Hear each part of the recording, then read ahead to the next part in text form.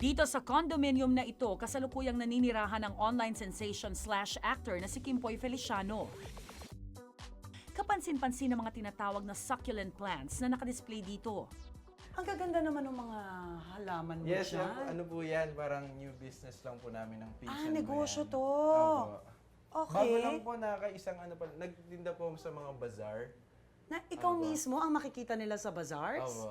Oo. This August po meron po ulit. Tapos binibili po namin yan parang mga naka-plastic na cactus lang. Tapos kami na po yung nagpapat, kami na yung naglalagay ng mga pebbles. Bakit ka naman nahilig sa ganito? Sa ano lang, mahilig rin po kasi yung lola ko sa halaman. Tapos yan, naisip lang po namin ng pinsan ko. Actually, idea po yun ng pinsan ko talagang. Sinuportahan ko lang po siya.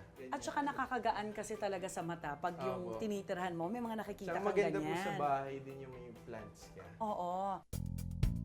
Pansin ko lang sa mga outfit mo.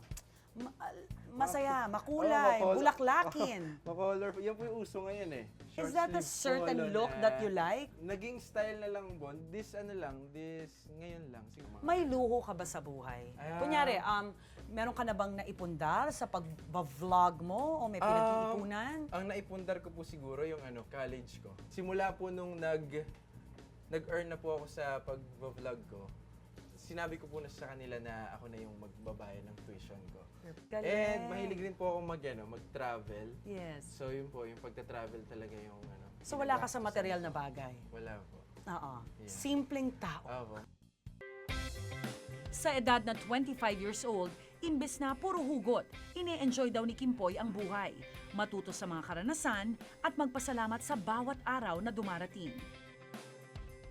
Anong aral ng tunay na buhay ni Kimpoy Feliciano? Kay Avicii na song, yung sinabi na live a life you will remember.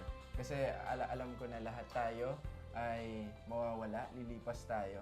So, as much as possible, kung kaya mong i-live yung life mo to the fullest, gawin mo.